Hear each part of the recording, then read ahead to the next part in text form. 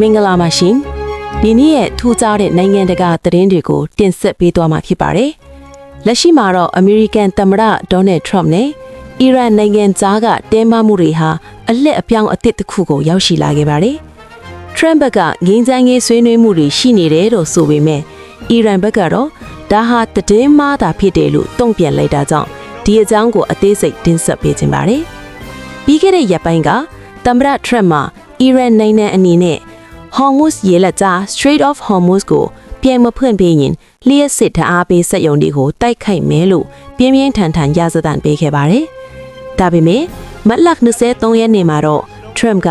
အီရန်ဘက်ကတာဝန်ရှိသူတွေနဲ့အဖြူသဘောဆောင်တဲ့ဆွေးနွေးမှုတွေရှိခဲ့တာကြောင့်စီရေးရတိုက်ခိုက်မဲ့အစီအစဉ်ကို9ရက်တိတိရွှေ့ဆိုင်းပေးလိုက်တယ်လို့ရုတ်တရက်ကြေညာခဲ့ပါတယ်။ဒါပေမဲ့ဒီသတင်းနဲ့ပတ်သက်ပြီးအီရန်လွှတ်တော်ဥက္ကဋ္ဌနဲ့နိုင်ငံသားရေးဝန်ကြီးဌာနတို့ကတော့ချက်ချင်းဆိုသလိုတုံ့ပြန်လိုက်ပါတယ်။အမေရိကန်နဲ့ဘာဆွေးနွေးမှုမှမလုပ်ခဲ့သလိုထရမ့်ရဲ့ပြောကြားချက်တွေဟာရေနံဈေးနှုန်းနဲ့ဈေးကွက်ကိုကစားမှုအသက်ရည်ရွယ်ပြီးထုတ်လွှင့်တဲ့ fake news သတင်းအမှားတွေသာဖြစ်တယ်လို့ပြတ်သားသားညင်းဆိုခဲ့ပါတယ်။အီရန်ပိုင်မီဒီယာတွေကတော့ဒါဟာအီရန်ရဲ့သတိပေးချက်ကြောင့်ထရမ့်နောက်ဆုတ်သွားရလားလို့ဖော်ပြနေကြပါတယ်။အမေရိကန်နဲ့အစ္စရေးတို့ပူးပေါင်းပြီး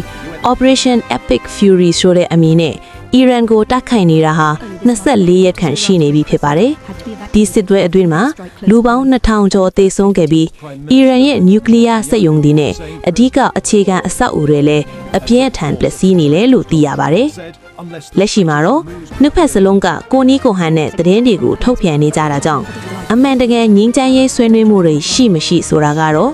လာမယ့်9ရက်အတွင်းမှာပိုပြီးရှင်းလင်းလာမှာဖြစ်ပါတယ်။နိုင်ငံတကာသတင်းတွေကိုစောင့်ကြည့်ရအောင်ပါရှင်အားလုံးပဲကျေးဇူးတင်ပါတယ်